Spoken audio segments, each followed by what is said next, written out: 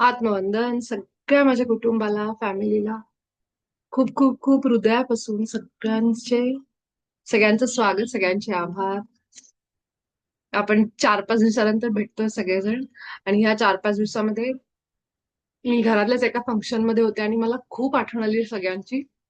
रोजच्या रोज मला इतका वेळ आपल्या साधनेला मिळत नव्हता, पण दिवसभरातून जितका रात्रीचा वेळ असेल, सकाळचा वेळ असेल, तो काढून मी थोडा वेळ का होईना सगळ्या लग्न घरामधून थोडा वेळ काढून बसायचे माझ्या माझ्या ध्यानाला एका खोलीत जाऊन कोपऱ्यात बसून. कारण ते बसल्याशिवाय आपल्याला मजा येत नाही. असं वाटतं की ह्या गोंधळामध्ये आपण हरवून जायला नको असं वाटतं. आणि तो एकदा थोडा वेळ असं शांत आपल्या श्वासांसोबत बसलो की मग थोडस रिलॅक्स होतं. नाहीतर मग दिवसभर सगळ्यांमध्ये आपण गप्पा मारत असतो, बऱ्याचदा त्या विषयांमध्ये आपण गुंतून जातो. पण तसं न करता आपण जिथं कुठं असू, जिथल्या कुठल्या फंक्शन मध्ये असू, तिथं नेहमी स्वतःचं एक साधन, आपलं आतलं जग, आपलं स्वतःचं एक वेगळा वेळ काढून नेहमी सवय ठेवा की कुठेही जरी गेलो तर एक 10 मिनिटं का होईना, फार वेळ नाही, 10 मिनिटं का होईना आपण आपल्या श्वासांसोबत बसलोय. आणि तेच मी ह्या 3-4 दिवसांमध्ये पण केलं. प्रवास झाला, बराच झोप झाली नाही, त्यामुळं आल्या दिवशी पण थोडस जेव्हा मी ध्यानाला बसले तेव्हाच मला बरं वाटलं.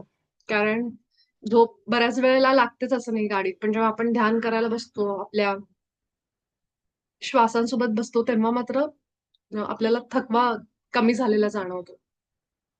तर जेव्हा असं कधी तुमच्यासोबत होत असेल की तुम्ही कुठेतरी प्रवासाला चाललाय आणि झोप येत नाहीये, त्यावेळेस तुम्ही ध्यानाला बसा, थोडंसं श्वासांवर लक्ष द्या, ब्रीदिंग एक्सरसाइज करा वेगवेगळे. म्हणजेच काय, की आपण जे मोठा श्वास आपल्या बेलीमध्ये भरून घेतो, कारण जेव्हा आपण 4 लोकांसोबत असतो तेव्हा ध्यान पण लागत नाही, आपण त्या विषयांमध्ये असतो. आणि मग उगाच खेचून ताणून खेचून सगळ्या विषयामधून काढून स्वतःला कुठेतरी ध्यान करत बसण्यापेक्षा थोड्या वेळ आपण डीप ब्रिदिंग करायचं, माइंडफुल ब्रिदिंग ज्याला म्हणतो. म्हणजे सगळ्यांसोबत पण राहता येतं, मजा पण घेता येते आणि सोबतच आपल्याला पण एक थोडंसं आपल्या श्वासांवर लक्ष दिल्याचं एक समाधान मिळतं. आणि हे करून बघा, जेव्हा असं आपण खूप वेळ सगळ्यांबरोबर असतो, आपल्याला थोडंसं वाटतं की आता थोडंसं एक 10 मिनिटं शांत बसते, त्यावेळेस ध्यान नाही लागत पटकन.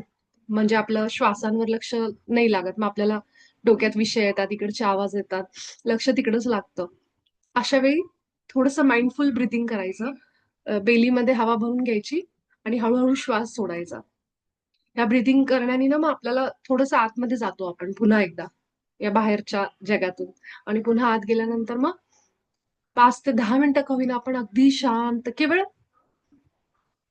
श्वास घेतोय आणि सोडतोय, ही क्रिया फक्त बघत राहायचं. मोठे श्वास, डीप ब्रिदिंग, ती फक्त हळूवार श्वास घ्यायचा, हळूवार सोडायचं, हळूहळू ती क्रिया करायची. तेवढं जरी केलं तरी बास आहे. 10 मिनिटं जरी दिवसातले आपण आपल्यासाठी काढू शकलो अशा फॅमिली फंक्शन मध्ये, तरी सुद्धा ते आपल्याला एनर्जी देऊन जातं. त्यातूनच जर रेकी आपली 21 दिवसाचा संकल्प ठरला होता, काही जणांचं असं वाटत असेल की अरे आपला 21 दिवसाचा संकल्प झाला नाही किंवा काही नाही, तर असं काही नाहीये. आपण जरी केली असेल रेकी, ठीक आहे, खूपच चांगली गोष्ट आहे की आपण 21 दिवसाचा संकल्प तोडला नाही. नसेल केली रेकी, समजा या 2-3 दिवसामध्ये आपलं सत्र नव्हतं आणि वेळ मिळाला नसेल, तर पुढचे दिवस आपण कंटिन्यू करून दिवसातनं 2-3 वेळा रेकी घ्या. त्याच्यामुळे ते कव्हर होऊन जाईल, भरून जाईल. कारण शेवटी काय असतं, सकाळी एकदा रेकी घेतली आपण आपल्या शरीरावर, थोडंसं एक 5 मिनिटं, 3-3 मिनिटं आपण सगळीकडं ध्यान लावून बसलो रेकीच्या निमित्ताने, की तुम्हाला जाणवेल की एनर्जी चांगलीच कलेक्ट झाली. मग दिवसभर तुम्हाला तो फ्रेशनेस जाणवेल. आणि संध्याकाळपर्यंत काय होतं, जसं सकाळी आपण जेवलो की संध्याकाळी पुन्हा भूक लागते. कामांमुळे भरपूर कामं झाली असतील, शारीरिक कष्ट असतील, एक वेळ असते आपल्या शरीराला सवय लागलेली असते की ह्या वेळेस जेवणाच्या वेळा आपल्या असतात, त्यावेळेस आपल्या पोटात गुरुर आवाज येतोच येतो. पोटाला सांगते की मला आता भूक लागली म्हणून. अगदी त्याप्रमाणे दिवसभर उठल्यापासून दुपारपर्यंत आपण ऑफिसमध्ये असू किंवा घरामध्ये असू, विचार तर सुरू असतात, है ना. आपण जागृती ठेवतो आपले आपण सगळेजण, की मी जितकं शक्य तितकं वर्तमानामध्ये राहायचा प्रयत्न करतेय, विचार कमी करायचा, हळूहळू माझा लक्ष माझं माझे ध्येय ते आहे की माझे विचार थोडे कमी झाले पाहिजेत. पण तरी सुद्धा अजून कुठेतरी ती विचारांची साखळी सुरू आहे. मग त्या विचारांच्या साखळीला काहीतरी एनर्जी घेतंय माझं ब्रेन, माझा मेंदू. मग ती जी एनर्जी चालली आहे माझी, ती पुन्हा एकदा आपण रेकी शक्तीला सांगू शकतो की तू मला थोडी एनर्जी दे. आज तुम्ही तो व्हिडिओ जर ऐकला असेल, प्लीज प्लीज प्लीज मी सगळ्यांना विनंती करते, हा व्हिडिओ आपल्याच ग्रुपमधली सुप्रियाने आधी पाठवलाय, तिचा मेसेज मी वाचला. पाठवला असेल पण मला तो ऐकलेला लक्षात नाही, किंवा मी अर्धवट ऐकून सोडून दिला असेल. पण मी आज पूर्ण ऐकला तो. आणि ते जाणवत होतं की कसं बाबाजी आपल्याला ह्या सगळ्या माहिती, ह्या लोकांच्या मार्फत ही माहिती जगापुढे आणतायत. ती ती जी माहिती सरांनी दिलीये, ती खरं तर ना खूप पवित्र माहिती आहे. हे ज्ञान असं आहे की ते इतकं सहजासहजी युट्यूबवर वाटलं चाललंय. त्यांचे अनुभव गिरनारचे असतील, त्यांचे अनुभव अजून बाबाजींनी कसं, डॉक्टर राम भोसले जे आता हयात नाहीयेत, त्यांना कसं बाबाजींनी ती विद्या शिकवली, ते सायन्स, हे सगळे अनुभव त्यांनी सांगितलेत. जे हे त्यांचे अनुभव आहेत ना, हे अनुभव ऐकणं सुद्धा आपल्या नशिबात पाहिजे. कारण जशी आपण भगवंताची भगवत सप्ताह आपण म्हणतो, भगवत सप्ताह म्हणजे काय, की भागवत म्हणजे भगवान विष्णूंचं पुराण असेल, त्यांची अनेक रूपं, त्यांचे अवतार, त्यांनी कशा असुरांचे वध केले, हे सगळं आपण आपल्या पोथ्यांमध्ये वाचत आलो, ऐकत आलो. मग लोक काय म्हणतात, अरे ते ऐकणं सुद्धा खूप पुण्याचं काम आहे. तुमच्या घरी सत्यनारायणची कथा असेल, सत्यनारायणच्या कथा ऐकणं. का बरं कथांना, स्टोरीजला इतकं महत्व का दिलंय? कारण ह्या स्टोरीज म्हणजे हे जे अनुभव आहेत, की हे पूर्वी जे घडलंय देवी देवतांसोबत, असुरांचा वध, असुरांची युद्ध, शिवाजी महाराजांचं चरित्र वाचा म्हणतो आपण, ते महापुरुषांची चरित्र गाथा, हे सगळं का ऐकायचं, का म्हणजे कथेला एवढं, स्टोरीला का महत्व आहे? कारण ही स्टोरी आपल्या आयुष्याला प्रेरणा देते की आपल्याही आयुष्यात हे होऊ शकतं जे आपल्या आधीच्या लोकांच्या आयुष्यात घडलंय. आपल्या घराण्याचे पण पूर्वजांच्या कथा आपल्याला सांगितल्या जातात, त्यांनी हे केलं, त्यांनी ते केलं, हे पंजोबा असे होते, ते होते, किंवा त्यांच्या काळातले अनुभव, कथा असे वेगवेगळे. तर कथेला खूप महत्व आहे. कथा म्हणजे त्यांच्या आयुष्याचं सार आहे, की त्यांनी जे आयुष्य जगलंय ते एका तासात, अर्ध्या तासात गुंडाळून त्याला कागदात बांधून ते आपल्या जवळ दिलं जातं, एखाद्या चॉकलेटच्या रॅपरमध्ये बांधावं. आणि आपण इतके नशीबवान, आपण भाग्यवान, की ह्या सगळ्यांच्या कथा अनुभवांच्या रूपाने आपल्यापर्यंत येतात. अनुभव म्हणजे काय, कथाच आहे. म्हणजे ते आपण ज्या फॉर्म मध्ये सांगतो त्याला आपण कथाच म्हणतो. तर प्रत्येक गोष्ट आपण जेव्हा सांगतो, अरे आज असं घडलं, घडलं म्हणलं, भूतकाळ झाला की ती कथा झाली, तो अनुभव झाला. आणि जेव्हा होणार असतं, अरे हे आत्ता सुरू आहे, म्हणजे कथा आत्ता घडतीये, हा अनुभव आत्ता घडतोय, आपण सगळे हे ऐकतोय, ध्यानाला बसतोय येऊन, आत्ताची ही वेळ क्षण, हा अनुभव घडायला लागला, ही कथा घडायला लागली, की त्या दिवशी हे हे आम्ही व्हिडिओ ऐकला होता, जो आपल्या ग्रुपवर आला होता, हे आपण कथा कधीतरी कोणाला तरी सांगू, हे अनुभव सांगू.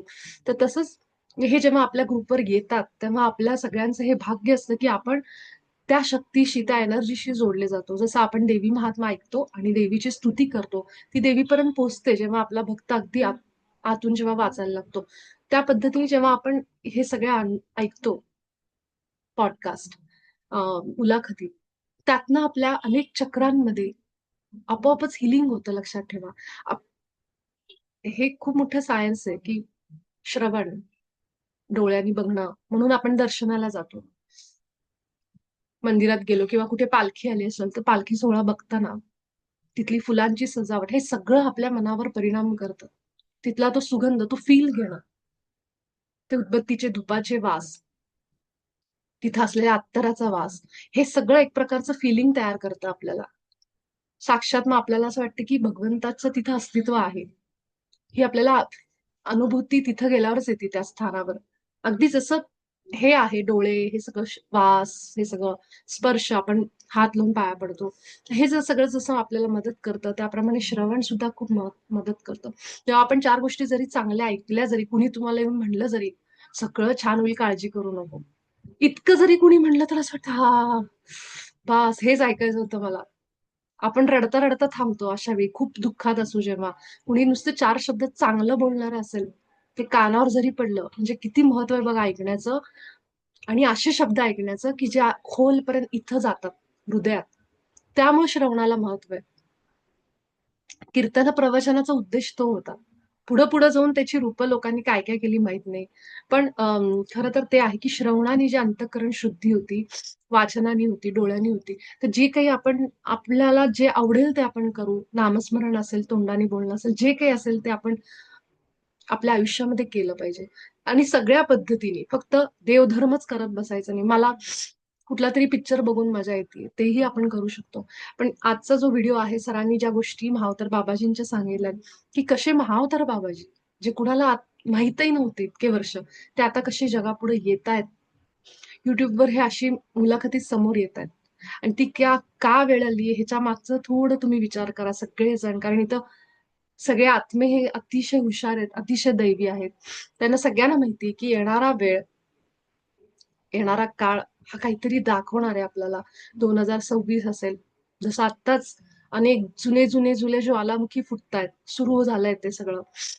तर माहित नाही आपल्याला आणि हे सगळं जर काही असं येणार असेल सुद्धा पृथ्वीवर संकट, तर ते सुद्धा आपल्यामध्ये बदलण्याची ताकद आहे. हेही सगळे लोकं सांगतात. म्हणजे मी जे फॉरेनच्या लोकांचे पॉडकास्ट ऐकते वगैरे, त्या सगळ्यांचं हेच म्हणणं आहे, की हे काही अवघड नाहीये. जरी सुद्धा समजा असं काही आपण म्हणतो, की कलियुगाचा एंड आहे, प्रलय येणार आहे, असं काही होणार जरी असेल, तर ती बदलण्याची ताकद माणसामध्ये दिलेली आहे. कारण आपल्या सगळ्यांच्या चेतना, आपल्या सगळ्या चेतनांमधून जो प्रकाश वाहतोय, जी तरंग वाहतायत, त्याच्याने आपण कशातही प्रेम उत्पन्न करू शकतो. इतकी शक्ती आपल्यात आहे.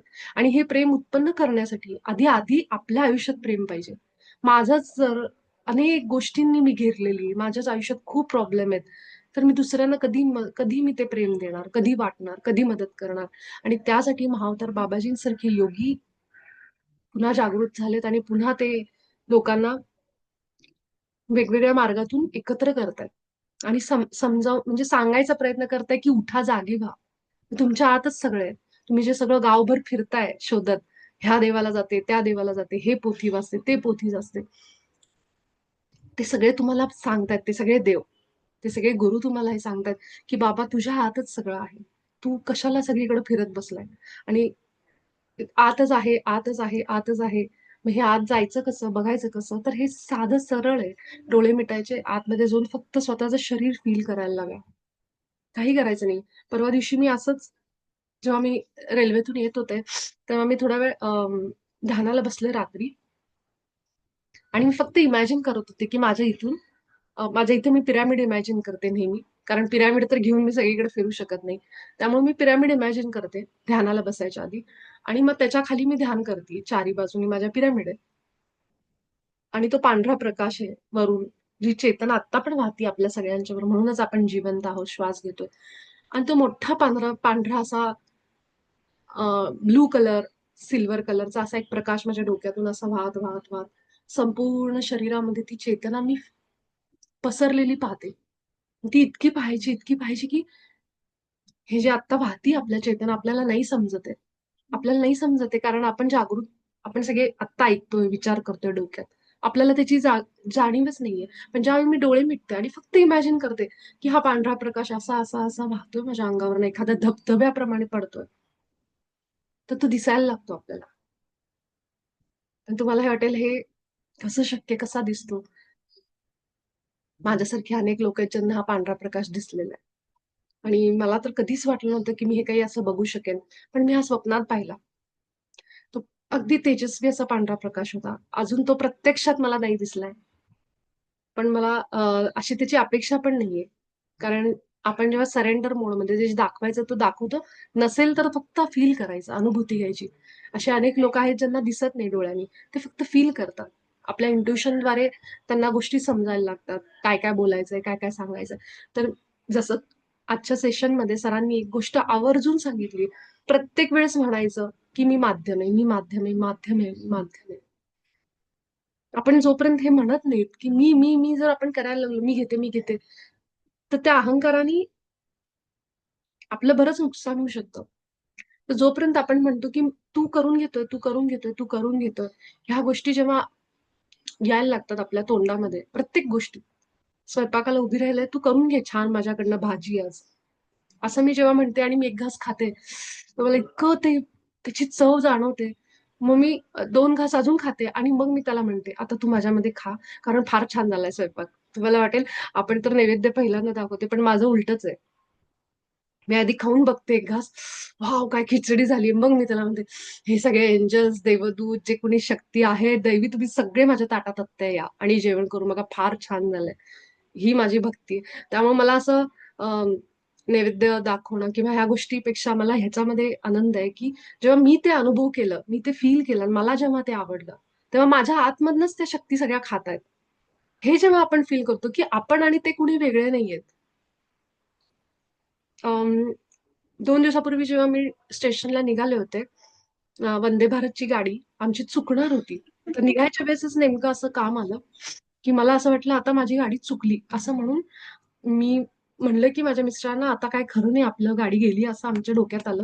आणि जेव्हा गाडीमध्ये बसल्यानंतर आम्ही कॅबमध्ये होतो. थोडं पुढे आलो, दादरपाशी आलो आणि तरी आम्हाला ट्रॅफिक भयानक होतं दादरला. मी म्हणलं आज बहुतेक आपली गाडी चुकली. तेव्हा मी डोळे बंद केले आणि आर्क एंजल्स जे होते त्यांना म्हणले, की मला काहीही करून तुम्ही स्टेशनला पोहोचवा 10 मिनिटं आधी. 4:15ला गाडी हलती दादरवरून आणि आम्ही दोघं कॅब मध्येच सोडली, पळत वर गेलो आणि बरोबर आम्ही प्लॅटफॉर्मला पोहोचलो होतो. मी त्यांना 10 मिनिटं आधी बोलले होते. माझे मिस्टर मला ओरडायला लागले, बघ उशीर झाला असं करून. आणि आम्ही प्लॅटफॉर्मला पोहोचलो तेव्हा टाइम झाला होता 4:05. परफेक्ट 10 मिनिटं, ना 1 मिनिट इकडं ना 1 मिनिट इकडं. इतके एंजल्स आपल्याबरोबर काम करतात. पण आपण काय म्हणतो, एवढ्या छोट्या छोट्या गोष्टीला थोडीच आपण हाक मारायची. हे आपल्या मनात विचार कधी येतात, जेव्हा मी त्यांना माझ्यापेक्षा वेगळं समजते. मी नैवेद्य उष्टा कसा दाखवू हे माझ्या मनात कधी येतं, जेव्हा मी देवाला वेगळं समजते. पण मला तो वेगळा वाटतच नाही. मी 2 घास खाते पानातले आधी आणि मग मी त्याला म्हणते, की फार छान झालंय भात आमटी, आता तू खाच माझ्या पानात. आणि मग मी सगळ्या एंजल्सला सगळ्यांना आवाहन करते, की ब्रह्मांडातल्या सगळ्या दिव्य शक्तींनो, जे एंजल्स आहेत माझ्या बरोबर, माझे सद्गुरू जे कोणी आहेत, तुम्ही सगळे माझ्या पानात या आता. खूप छान जेवण झालंय. हे सगळा माझा उलटा प्रकार आहे. कारण कारण आहे की मनातलं प्रेम. कारण मला असं वाटतं ते आपल्यापेक्षा वेगळे नाहीयेत. आपण जितकं त्यांना वेगळं समजू, तितके ते वेगळे आहेत. जितकं आपण त्यांना, माझ्या आतमधून माझे पूर्वज जेवतायत, माझी आजी जेवतीये, माझे आजोबा जेवतात, हे विचार करून बघा. हे खूप खूप वेगळे विचार आहेत. लोकांना नाही पटलं, सांगायला पण जायचं नाही, की शेजारच्या माणसाला मी सांगायला जाते, श्राद्ध कर्म मी करत नाही, मीच खाते माझ्या पूर्वजांचं. माझी आजी आजोबा माझ्या हातनं येतात तर म्हणतील झालं. कारण हे समाजाच्या ठरवलेल्या परंपरा, रूढी ह्यांच्या पलीकडचा विचार आहे. मला जसं जसं महावतार बाबाजींचा पाठिंबा मिळाला, त्यांची सपोर्ट मिळाला, तेव्हापासून हे सगळे विचार माझे निघून गेले, की मी आणि माझी रेणुका देवी वेगळी आहोत. मी 2 घास खाल्ल्यावर रेणुका देवीला म्हणते, तू ये माझ्या ताटात बस. मी असंच बोलते डायरेक्ट. कधी रेणुका देवी मला असं म्हणली नाही, तू मला उष्टपाष्ट का दिलं बाई तुझं. तर म्हणतो ना, की जसा भाव तसा देव. त्याप्रमाणे कुठलीही भीती हीच भीती आहे. ही पण भीती आहे ना, उष्ट कसं दाखवू देवाला? का नाही दाखवायचं? तो आणि मी एकच आहे.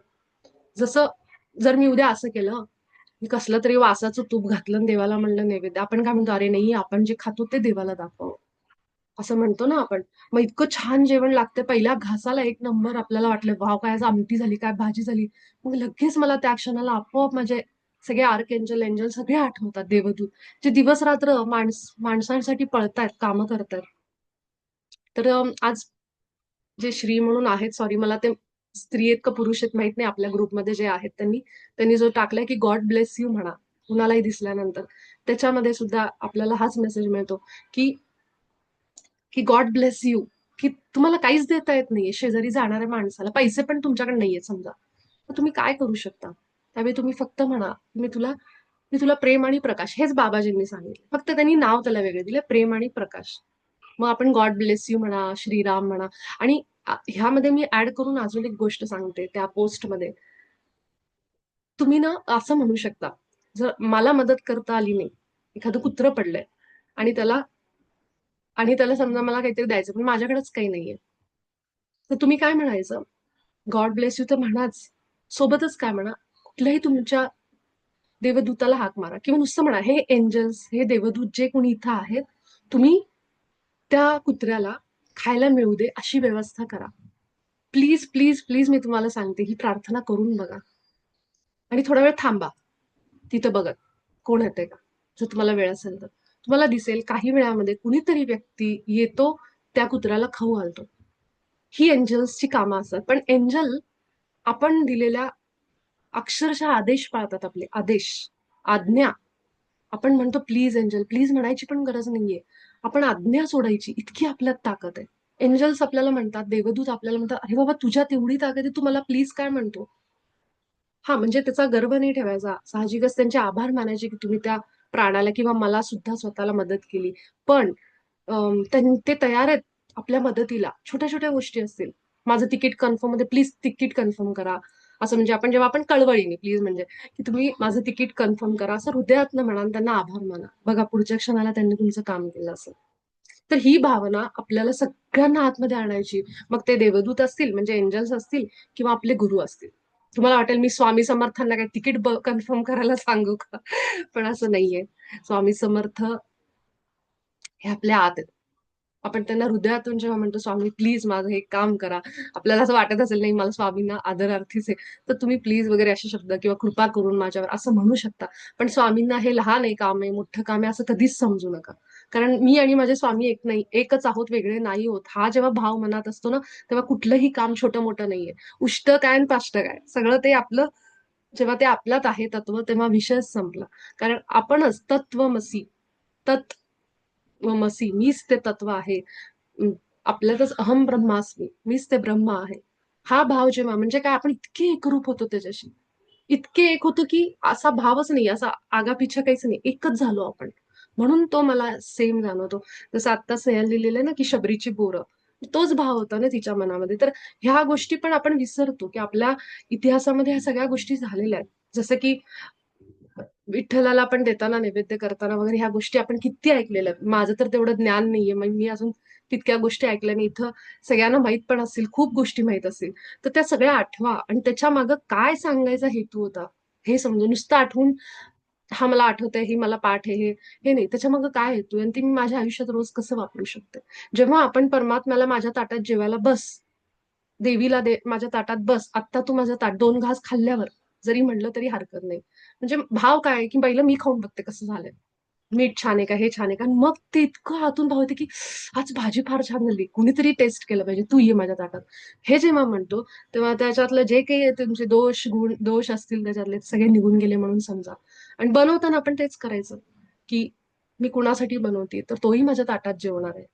तर त्यामुळं, तर नैवेद्य जरी मला नाही दाखवायला मिळत असेल तर मी ह्या पद्धतीने करते, तर आपोआपच छान स्वयंपाक त्याच्यामुळे होतो, चविष्ट. ठीक आहे. तर आपण सगळेजण आजच्या आपल्या सत्राची सुरुवात करू. आणि 2-3 दिवस आपण सगळ्यांनी केलं असेल रेकी असं मी समजते. नसेल केलं, जे उशिरा जॉईन झालेत त्यांना सांगते. नसेल ज्यांनी रेकी केली नाहीये, जमलं नाहीये, अजिबात असा दोष मनात एकतर पहिला ठेवायचा नाही, की अरे मला जमलीच नाही, माझा 21 दिवसाचा संकल्प तुटला. It's all up to us. हे सगळं आपल्यावर आहे. फक्त आपण नियमितपणा आणण्यासाठी 21 दिवस म्हणतो. आणि जसे झालं नाही, पुढचे काही दिवस तुम्ही दिवसातनं 3 वेळा, 2 वेळा का होईना आपल्या शरीरावर रेकी घ्या. आणि तुम्हाला एनर्जी पुन्हा एकदा भरपूर आल्यासारखं जाणवेल. ठीक आहे. तर आपण सगळेजण आजच्या आपल्या सत्राची सुरुवात करू. आज आपण बीज मंत्र घेणार आहोत. आपण मूलाधारापासून सुरुवात करू. मूलाधाराला लम हा बीज मंत्र आहे. ल वर अनुस्वार. सगळ्यांनी काय करायचं, हात खाली ठेवायचे मांडीवर, आत्ताच ठेवा. आणि मंत्र कशा पद्धतीने म्हणायचा, आपल्या आपल्या स्पीडनी म्हणा. 3 मिनिटं आपण मूलाधाराला घेऊ. तर मंत्र म्हणताना मोठा श्वास घ्यायचा, लम.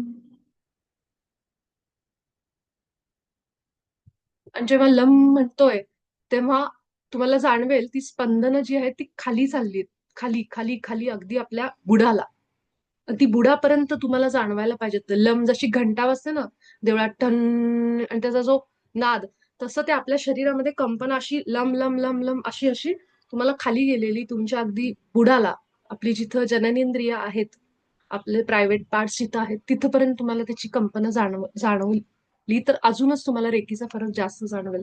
तर 3 मंत्र आपण मूलाधार आपलं सिक्युअर करू, म्हणजे संतुलित करू.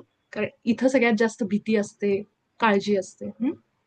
तर आपण सगळेजण डोळे मिटून पाठीला आराम घेऊन बसू. आपले दोन्ही हात आपल्या मांडीवर ठेवायचे. आपल्या गुरूंचं आवाहन करायचं, गुरूंना बोलवू आपण, आमंत्रण देऊ त्यांना.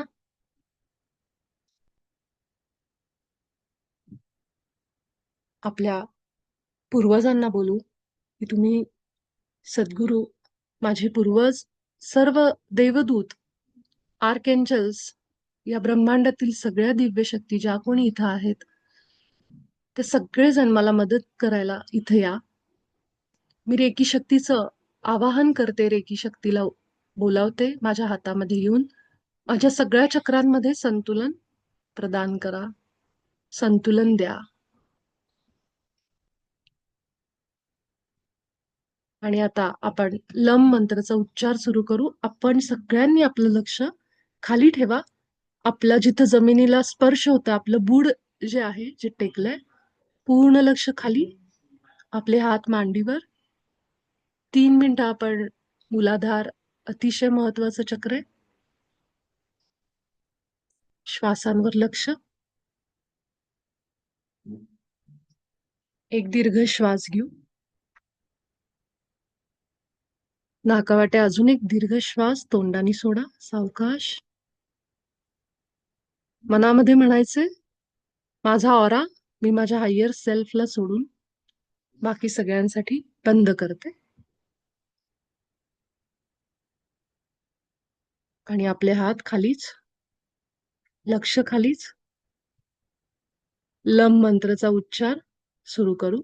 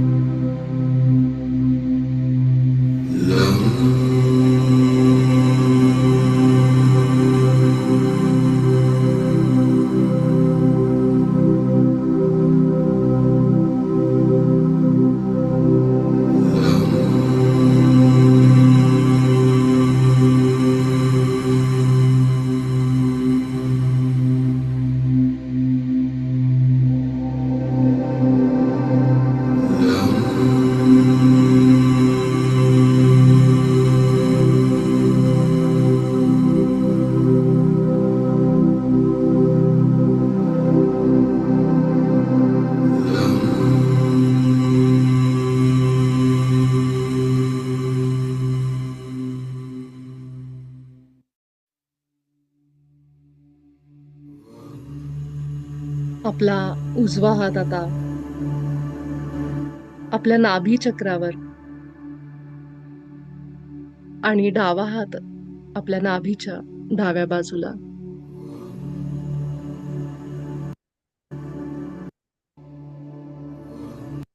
इथं मंत्र आहे रम.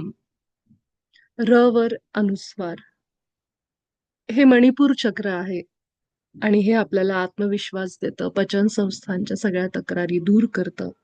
आत्मविश्वास वाढवून आपल्या ब्लड प्रेशर, शुगर मधल्या कुठल्या तक्रारी असतील त्या दूर व्हायला मदत होतात. पैशाच्या संबंधित अनेक तक्रारी असतील, प्रॉब्लेम्स असतील, ते सुद्धा आपल्याला मणिपुराच्या ध्यानाने कमी झालेले जाणवतात.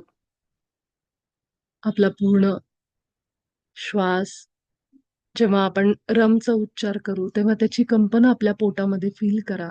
सगळं लक्ष आपल्या पोटावर ठेवा.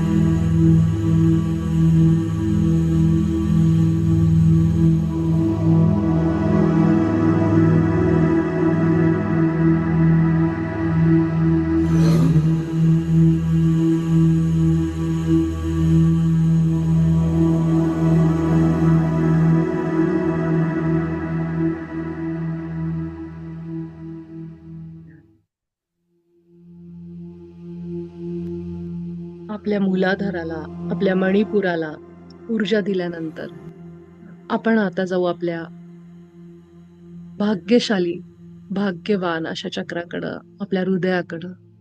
आपला उजवा हात उचलून आपल्या हृदयावर, छातीच्या उजव्या भागावर किंवा मध्यभागी, आणि डावा हात सुद्धा डाव्या भागावर किंवा मध्यभागी उजव्या भागावर ठेवा.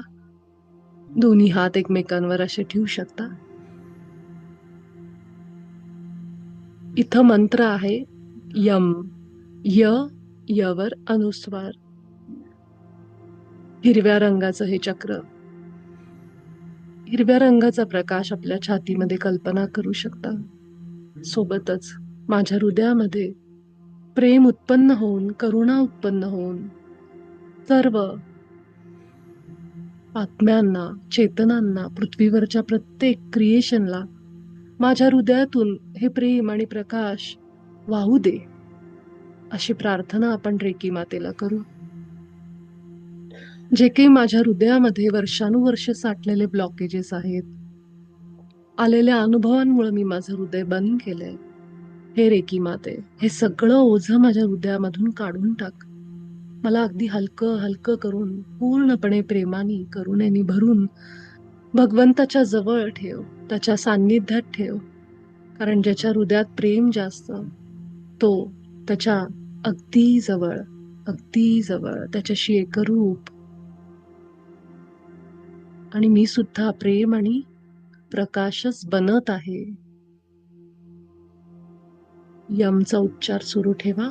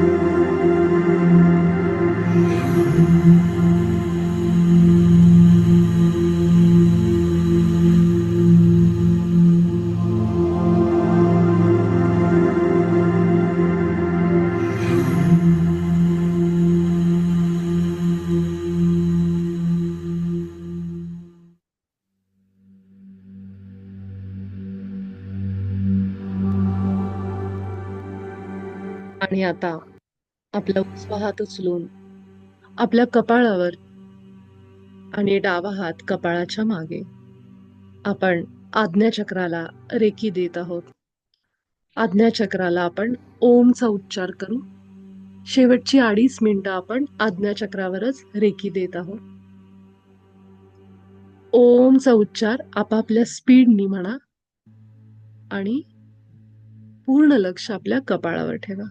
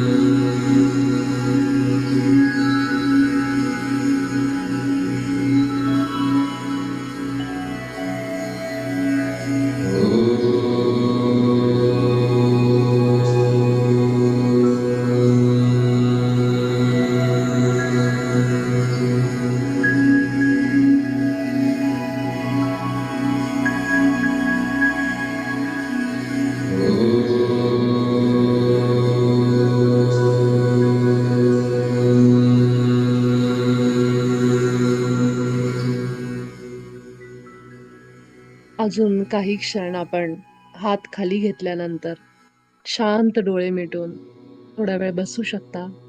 ओमचं उच्चारण सुरू ठेवू शकता.